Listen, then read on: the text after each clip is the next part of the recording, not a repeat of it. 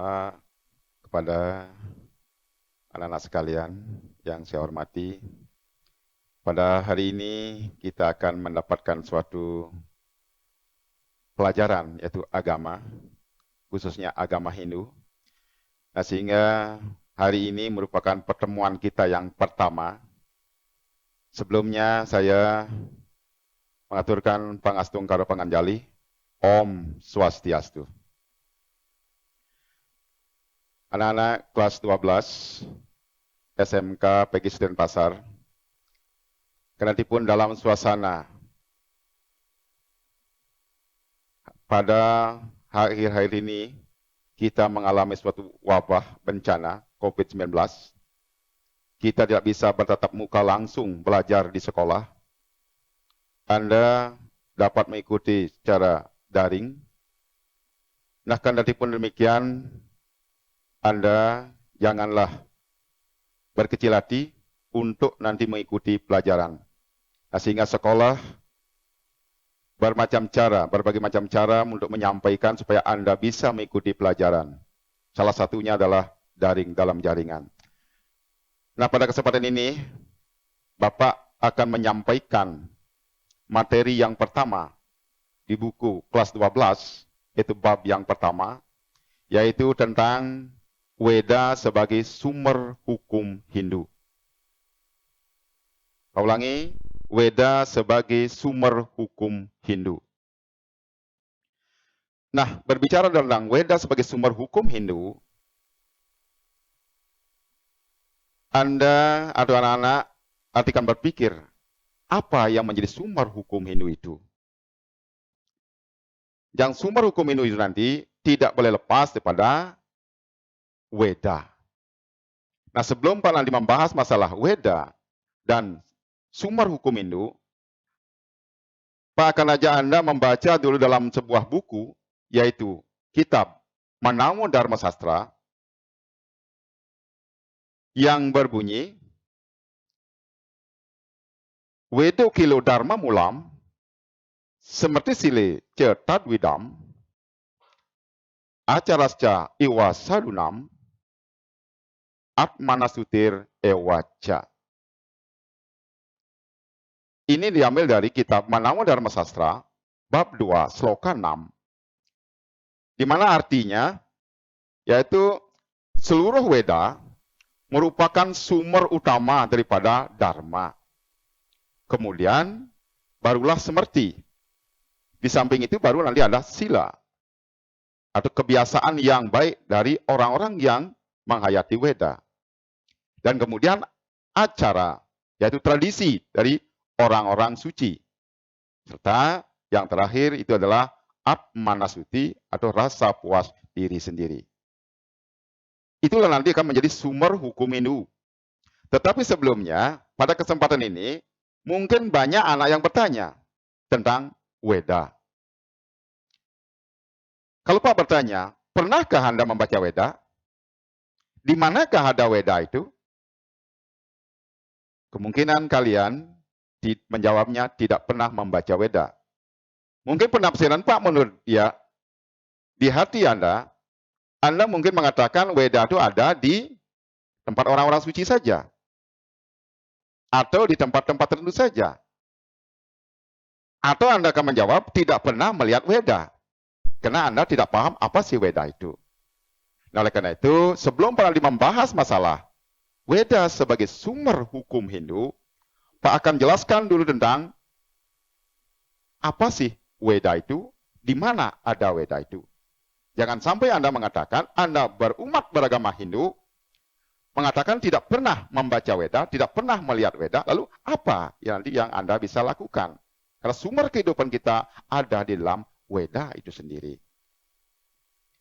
Nah, sehingga di sini ada Pak akan menyampaikan masalah Weda. Weda itu adalah merupakan suatu kitab suci agama Hindu. Ingat, masing-masing agama punya kitab suci. Itu adalah ciri khas daripada agama. Kalau sebuah agama tidak memiliki kitab suci, itu bukan agama. Dia mungkin ada suatu aliran dan lain sebagainya. salah satu syarat agama adalah Weda. Selain ada tempat suci, orang suci, dan hari suci. Hari suci kita bisa tentukan, tempat suci kita bisa buat, orang suci juga bisa kita sucikan, tetapi yang paling sulit adalah kitab suci. Dari mana asal kitab suci itu? Mungkin di masyarakat mengatakan bahwa kitab suci itu dibuat oleh manusia. Memang kitab suci dibuat oleh manusia, tapi manusia yang orang suci. Didapatkan dari mana? Itu adalah dari sabda Tuhan. Sejarahnya bagaimana ada kitab suci itu? Yang pertama adalah Tuhan bersabda. Dari sabda itu merupakan kata suci Tuhan, ya jelas yang mampu diterima oleh orang suci. Orang suci inilah nanti membuat kitab suci yang isinya adalah pengetahuan suci. Lalu nanti kalian berbicara masalah, belajar masalah pengetahuan suci Weda. Nah, disinilah nanti kalian harus tahu dulu tentang cara nanti dalam belajar Weda. Sehingga pengetahuan itu sebenarnya tidak salah.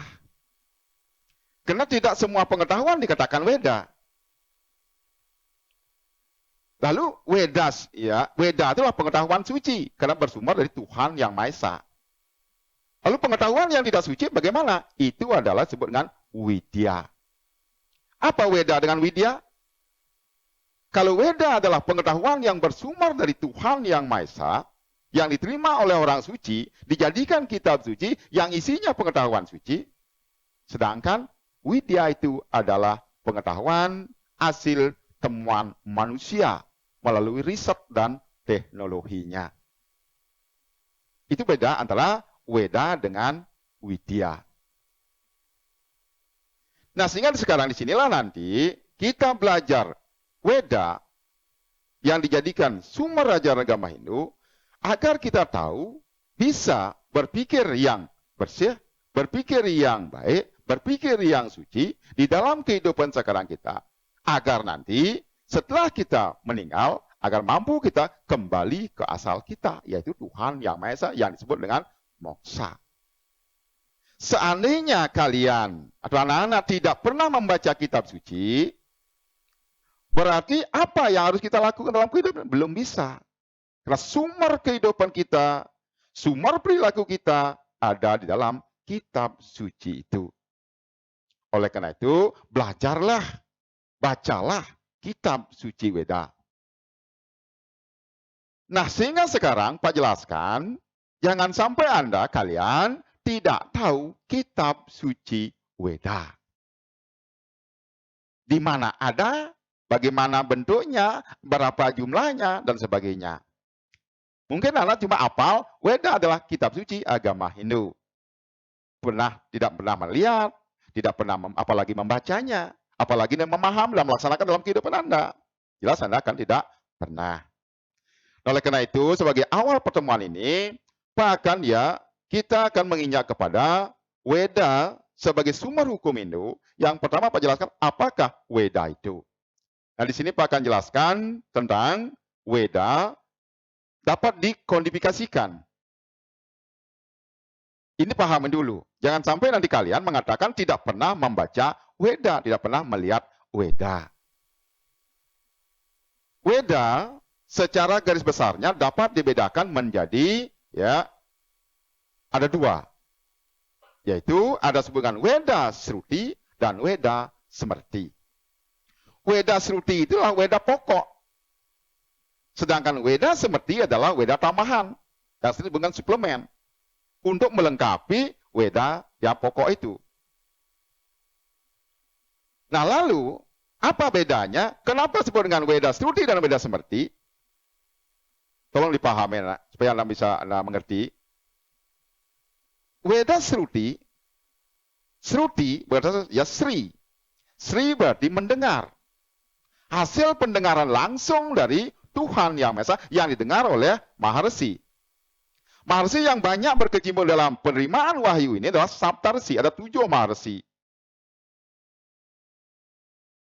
Nah, disinilah nanti hasil pendengar itu dikumpulkan, dibuatlah nanti tulisan yang disebut dengan Weda Sruti. Weda hasil pendengaran secara langsung.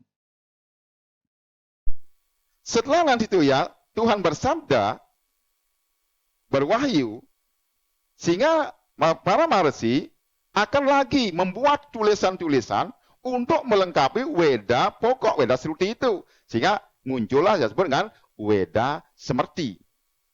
Semer, semri, semer artinya mengingat. Weda hasil ingatan. Mengingat-ingat kembali. Apa yang beliau pernah dengar.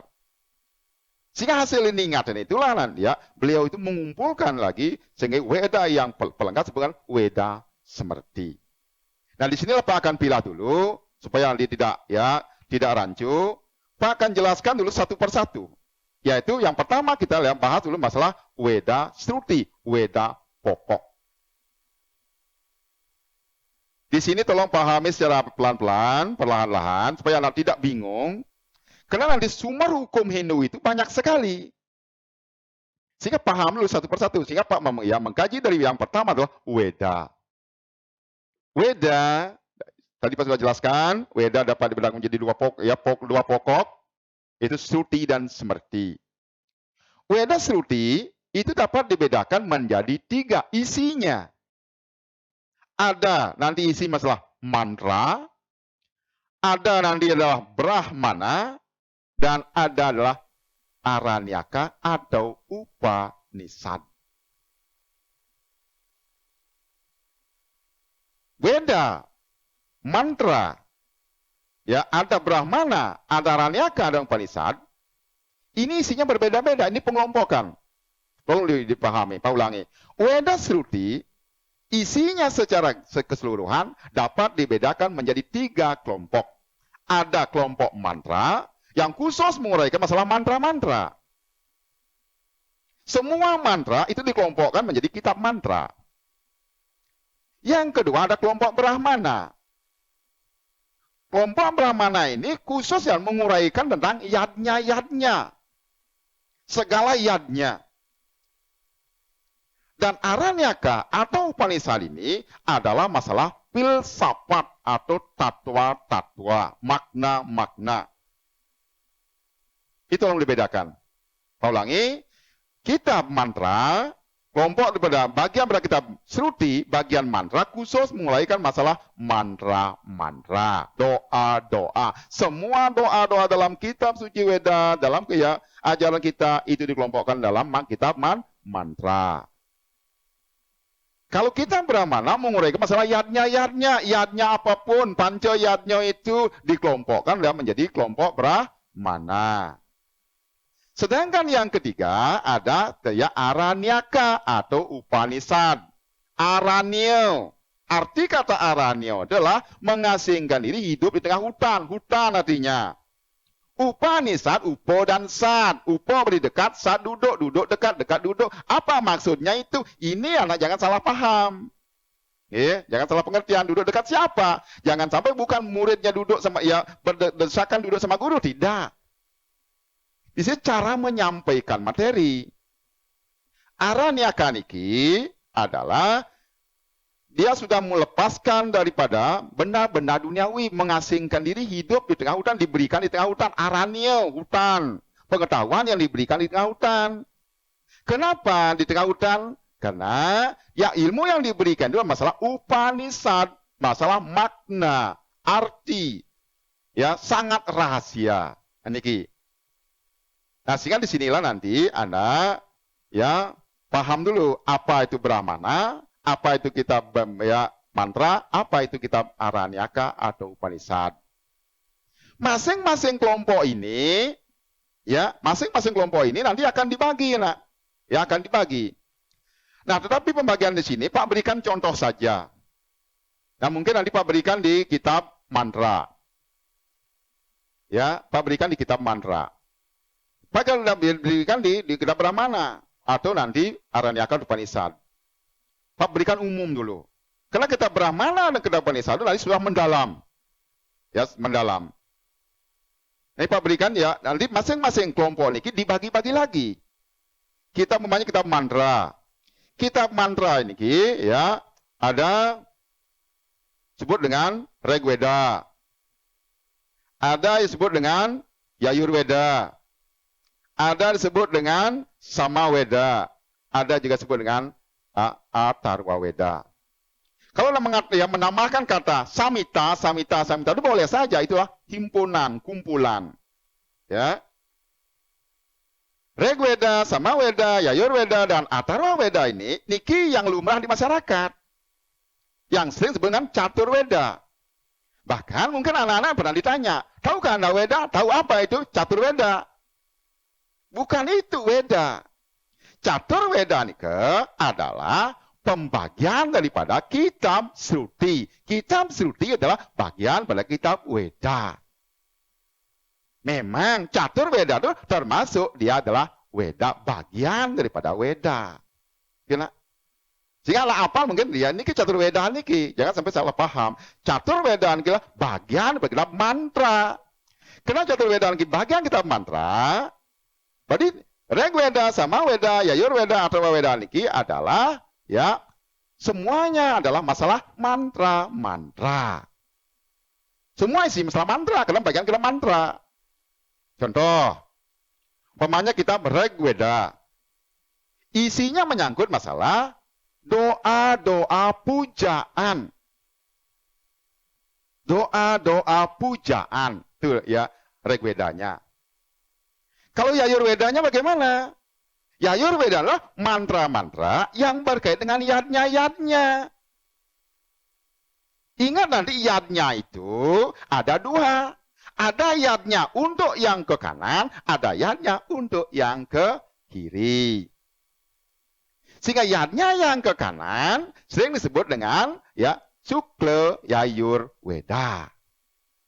Sedangkan yadnya yang nanti bersifat ke kiri itu disebut dengan Krishna Yajurveda. Kena? Supaya Anda paham itu. Jadi semua adalah mantra. Ada juga masalah ya isi masalah Samaveda. Samaveda nih kita mantra-mantra. Mantra-mantra yang berkaitan dengan doa-doa pujian untuk memuji kebesaran Tuhan. Orang-orang yang melakukan, melantunkan doa-doa pujian ini seringkali disebut dengan para saman. Kitab yang berbeda Samaveda. Apa itu adalah contoh untuk memuji Tuhan itu adalah dengan jalan nyanyian suci. Apakah itu Sekar Alit, Sekar Agung, Sekar Madya, Kekawin, Sloka, Palawakya dan lain sebagainya. Untuk memuji kebesaran Tuhan. Tuhan juga suka dipuji. Dipuji dengan hati yang tulus ikhlas. Yang ning. Sedangkan ada yang terakhir, ada kitab Atharvaveda Samhita, kumpulan kitab-kitab Atharvam yang bersifat magis. Yang bersifat gaib dan lain sebagainya. Karena ini tidak bisa dihilangkan.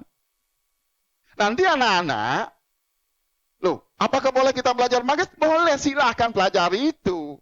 Karena itu ajaran Weda. Cuma nanti Anda bisa mempergunakan di mana boleh kita pakai, di mana tidak.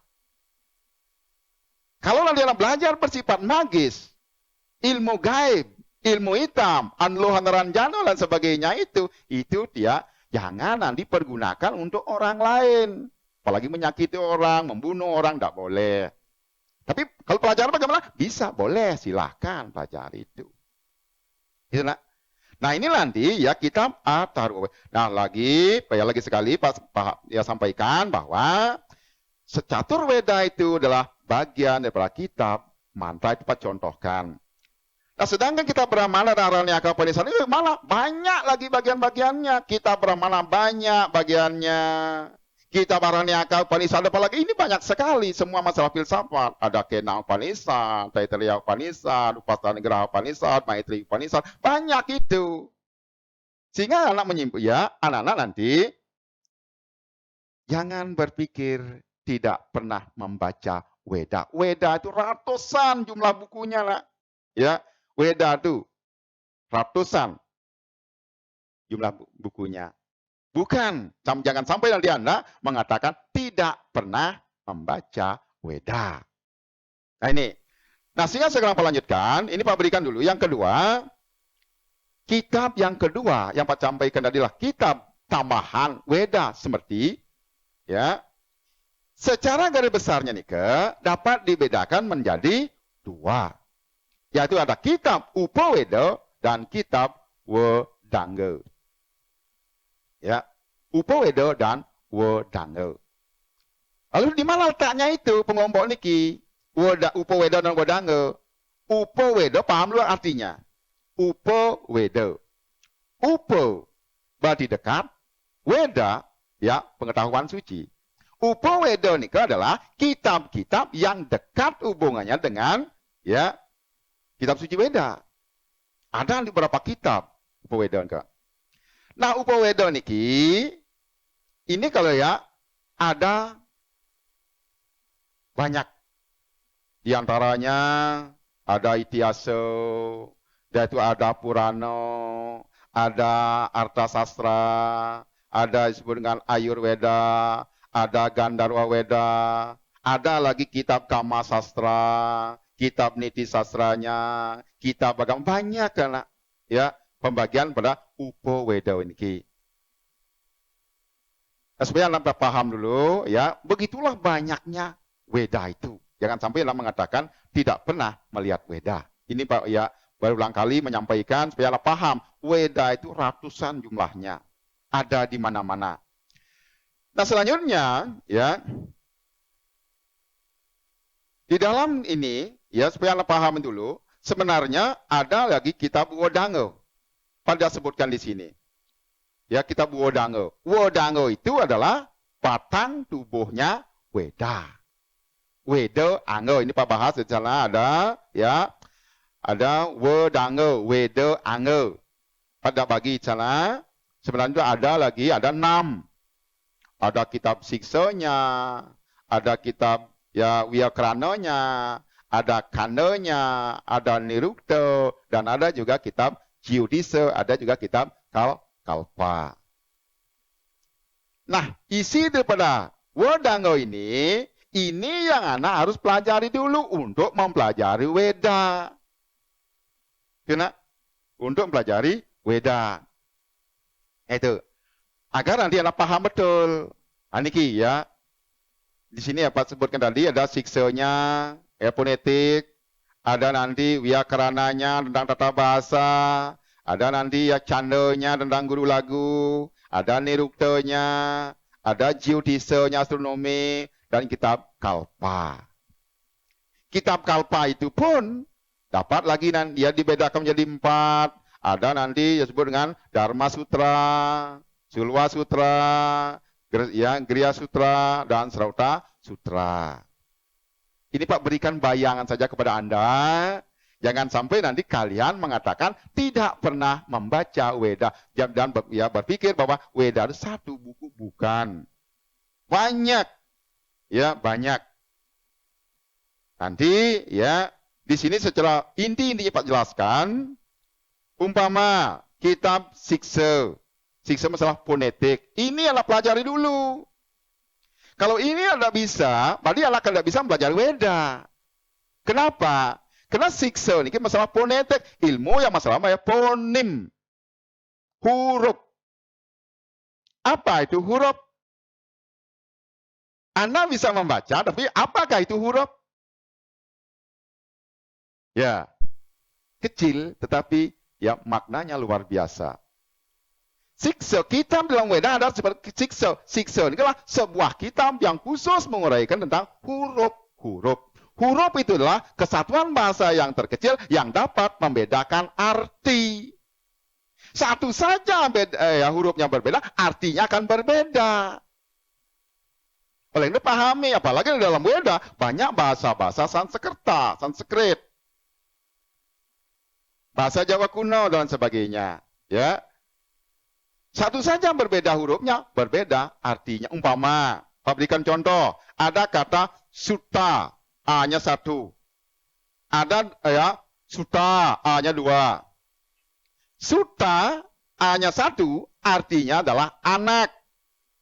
Kalau sutta, ya panjang dirga A, sutta, double A-nya, itu artinya kusir. Kalau suta artinya anak seorang kusir. Beda itu nak. Jika baca kitab siksa, fonetik, fonim. Contoh, ya lagi satu. Umpama ada gajah, gajam. Gajah, gajam. Gajah, seekor gajah. Gajam, banyak gajah. Kalau itu Anda sudah paham, artinya berarti Anda akan salah memahami. Kalau salah memahami, arti-arti dalam kata Weda, dalam ajaran Weda, salah menerapkan Ajowero dan Sidi Palanio. Ayuwero, Sidi Palanio.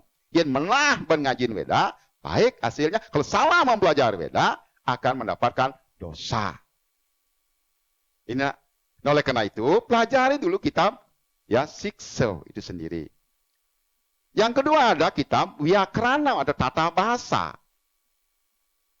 Kita pelajari tata bahasa, ada kata yang sama, bahasanya berbeda, artinya kan berbeda. Pelajari itu, paham itu. Jangankan dalam bahasa Sanskerta, bahasa Indonesia pun banyak. Jangan bahasa Indonesia, dalam bahasa Bali pun banyak, nak.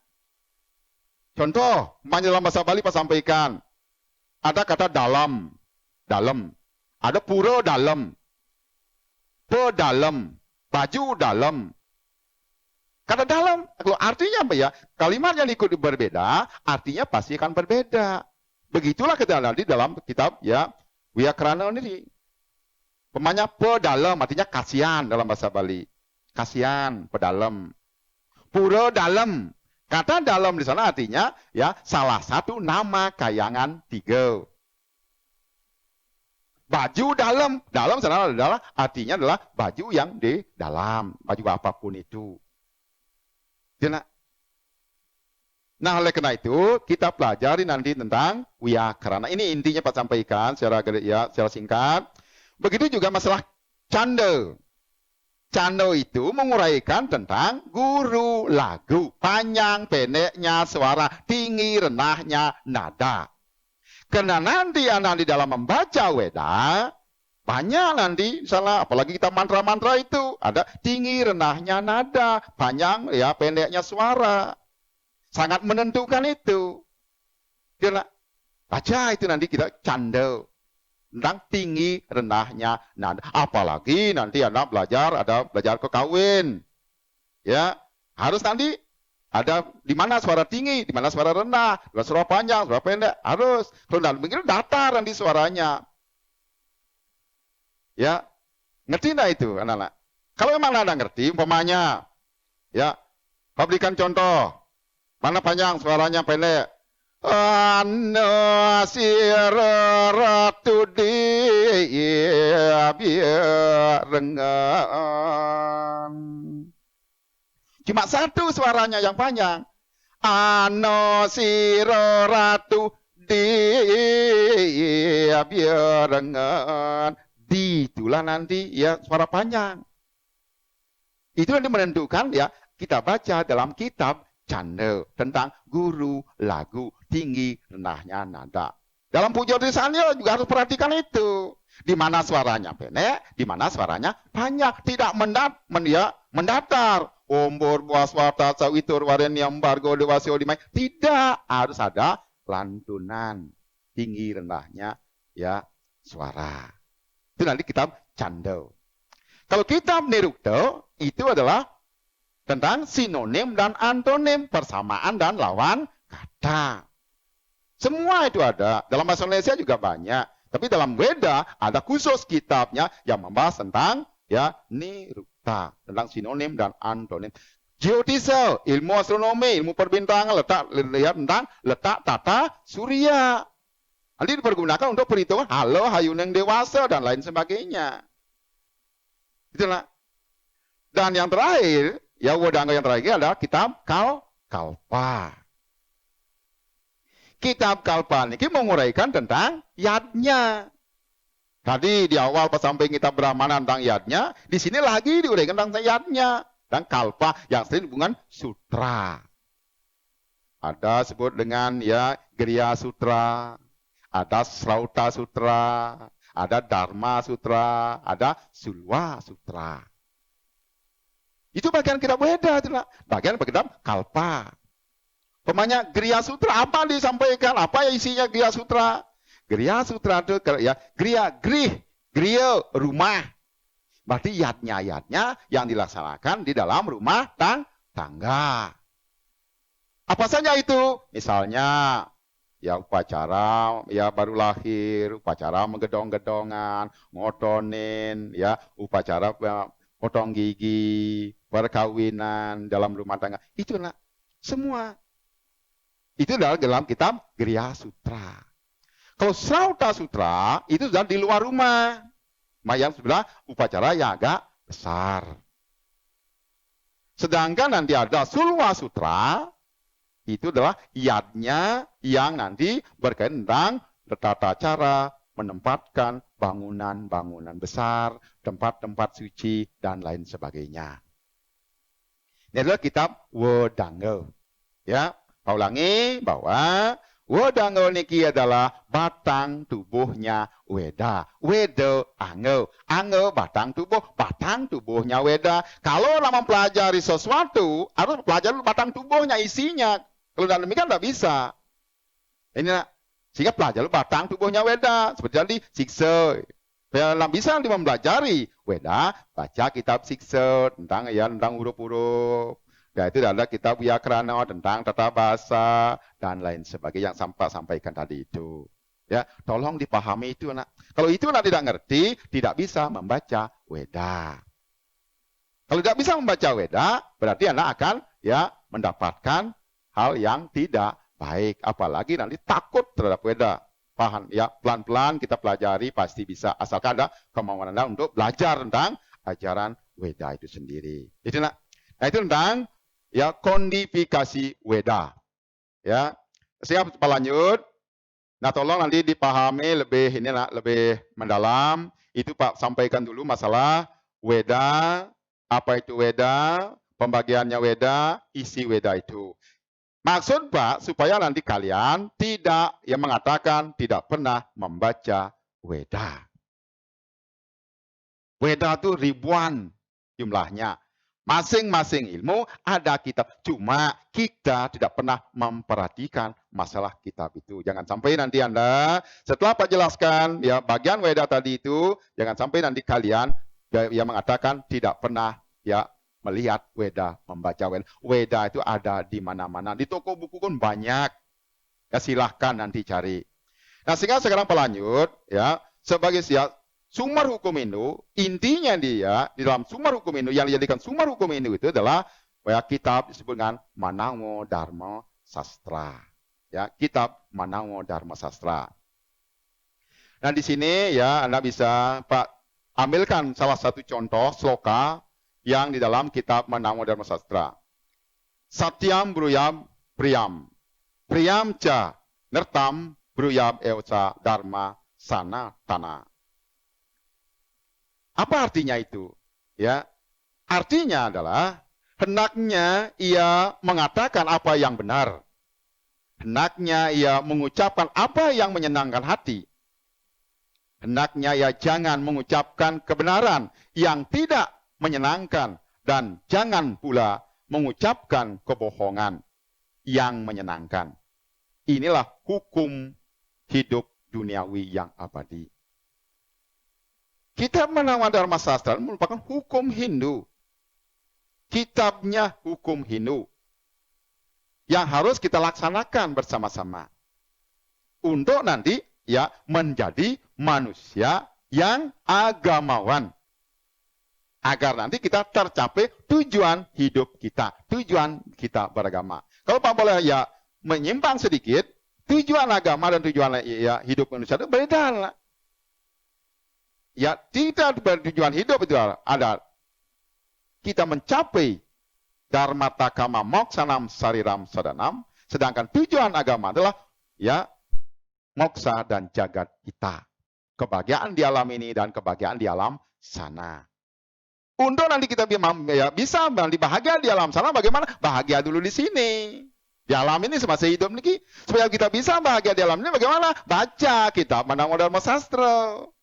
Tanpa seluruh agama, bagaimana bisa kita nanti mendapatkan moksa? Jangan harap.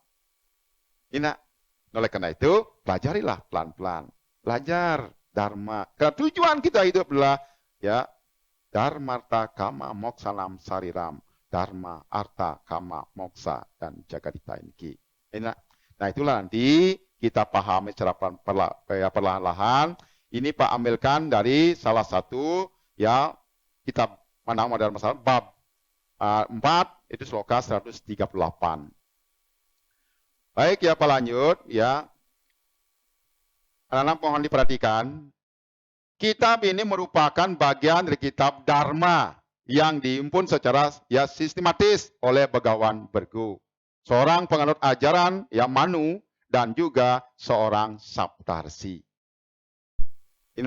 Inilah para maharsi kita yang ya menghimpun itu. Nah, kitab ini merupakan bagian kitab Dharma yang apa? Ya, beliau itu nanti menghimpun ini ikut juga nanti membuat kitab semertinya. Kitab seperti ini merupakan kelompok kedua secara hierarkis. Sesudah kelompok Sruti. Sudah Pak sampaikan tadi bahwa kitab seperti ini merupakan kitab ya Dharma Sastra. Kitab seperti dan kitab Dharma Sastra ini adalah kitab yang kedua. Kitab pokok ini adalah kitab Weda Srutinya. Kitab seperti ini adalah kitab undang-undangnya agama Hindu. Nih. Sehingga ya perlu dibaca nanti, silakan. Kitab ya, kitab seperti ini yang dipandang sebagai kitab hukum Hindu. Karena apa? Karena dalamnya banyak memuat tentang hukum Hindu yang disebut Dharma, kebajikan. Tolong dipahami, apa itu Dharma? Dharma itulah kebenaran.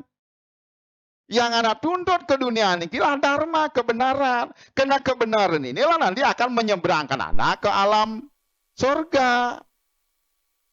Ikang Dharma ngarani kau itu neng maro ing swarga ikau. Dharma inilah nanti menyeberangkan anak untuk mencapai surga. Itu. Nah, oleh itu pelajarilah Dharma. Supaya bisa anda pelajari Dharma, bagaimana? Pelajarilah kitab seperti kitab Manawa Dharma Sastra. Agar bisa nanti kita berbuat. Kalau tidak pernah Anda baca, apa yang Anda pakai pedoman? Tidak ada. Berarti Anda akan berbuat, berbicara, berpikir, berbuat seenaknya, sekita harap. Tanpa ada panduan, tanpa ada patokan. Sehingga pelajarilah kitab Manang Dharma Sastra sebagai tuntunan Anda, sebagai titik pengancan Anda. Anda pegang teguh di dalam melaksanakan kehidupan Anda sekarang ini. Kena? Ya, pelanjutkan. Nah, dalam kitab Manang Dharma Sastra, seperti yang dikenal sekarang ini, terdiri dari 12 adhyaya. Ada bab atau nanti buku yang memuat 18 aspek hukum atau vihara yang dapat dikategorikan dalam bentuk ada hukum perdata agama, ada juga hukum pidana agama. Inilah ada juga peraturan-peraturan yang bersifat mengatur kehidupan sosial kemasyarakatan secara umum.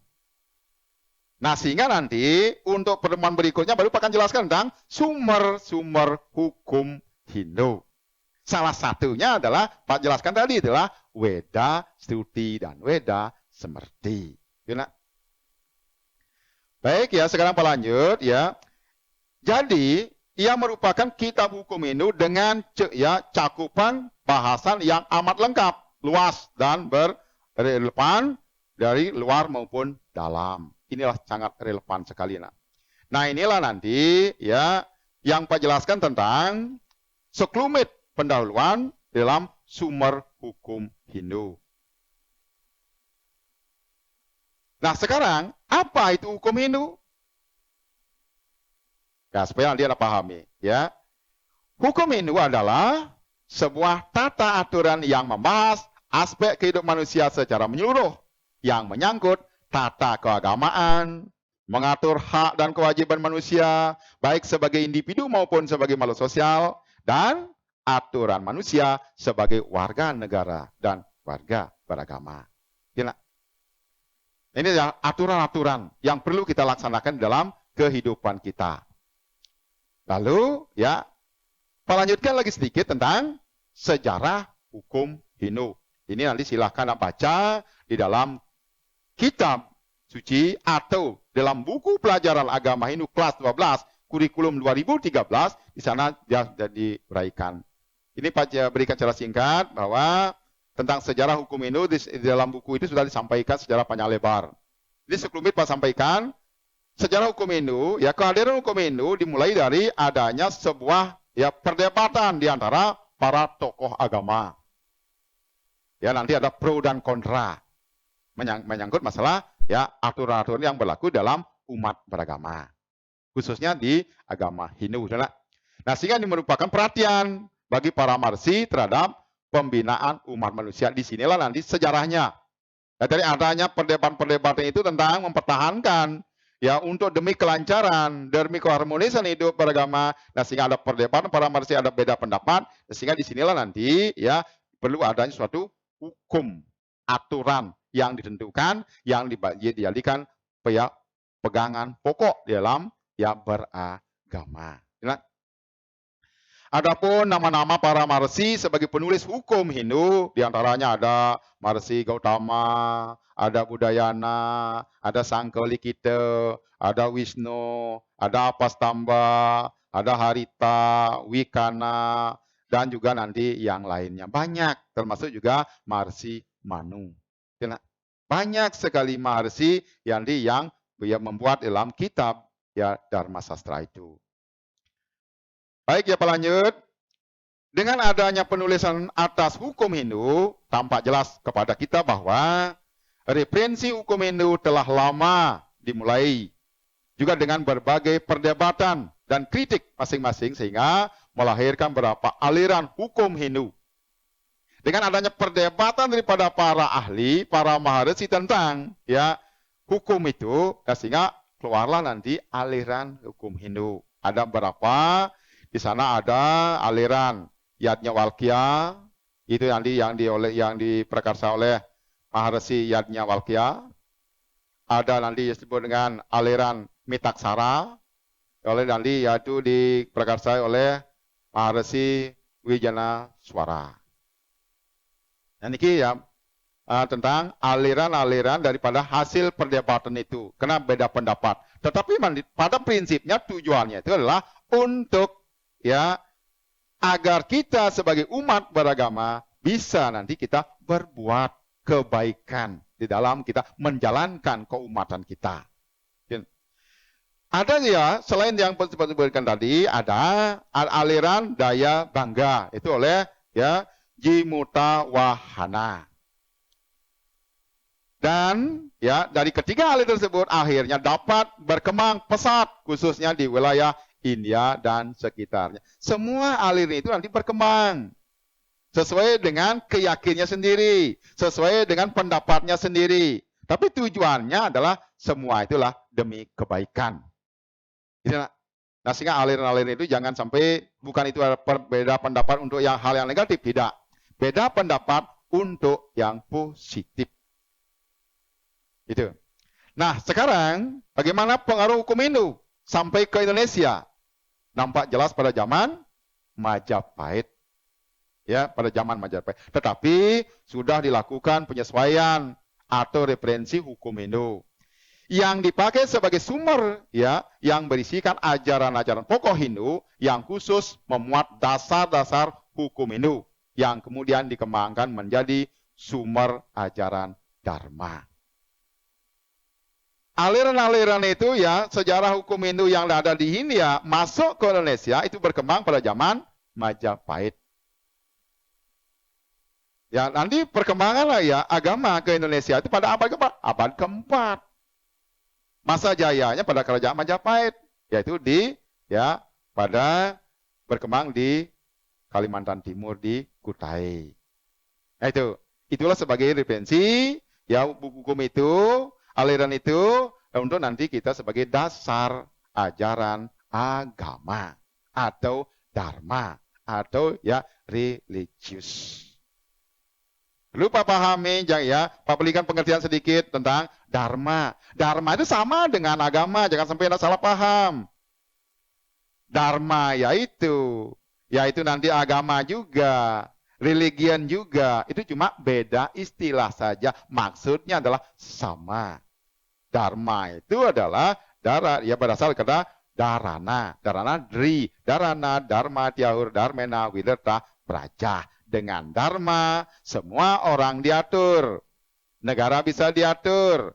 Siapa yang mampu mengaturnya? Ya, nanti Tuhan. Berarti dharma sama dengan agama, keyakinan. Itulah. Nah, itu jangan sampai Anda pas sering menyebutkan kata dharma, itu adalah jangan sampai beda dengan agama, tidak sama. Cuma istilahnya berbeda. Kalau dharma itulah istilah ya keimanan yang ada di India. Kalau di Indonesia bukan agama. Agam dan A. Itu kan dasarnya. Agam dan A. A berarti tidak, gam pergi. A terakhir adalah sesuatu yang tidak pergi, berarti kita yakin dengan adanya Tuhan. Sama dengan ya dharma, dri, menuntun, menunjuk. Yang mampu menuntun siapa? Tuhan. Kena. Kalau di negara barat apa? Religius, religion, religi. Re kembali, legi mengikat kembali. Kembali kepada siapa? Ya kepada Tuhan. Itu sama. Ya, jangan sampai ada salah ya penafsiran. Cuma istilahnya berbeda, tujuannya adalah sama, pemahamannya sama. Selanjutnya ya. Nah, aliran yang mempengaruhi hukum Hindu di Indonesia yang paling dominan adalah Mitaksara dan Dayabanga. Itu yang ya paling dominan, yang paling banyak. Tapi yang lain itu ada juga beberapa. Nah, sehingga itu sebagai pertemuan kita awal yang pertama ini, minggu ini. Dan mudah-mudahan ya Anda, anak-anak sekalian, kendati pun Pak tidak dapat ya tatap muka secara langsung, melalui daring ini Anda bisa memahami apa yang Pak jelaskan tadi, ya itu tolong dipahami. Nah, sehingga apa yang Anda dengarkan tadi, yang Anda simak, sekarang Pak akan berikan tugas kepada kalian. Kerjakan ini di rumah. Ya, sebagai bukti nyata bahwa Anda, kalian mendengarkan ya apa yang Pak sampaikan hari ini. Nah, oleh karena itu ini tugas tolong dikerjakan. Tugasnya ada nanti beberapa pertanyaan, tidak begitu banyak. Ini ada yang pertama. Apa yang Anda ketahui tentang sejarah hukum Hindu? Jelaskan.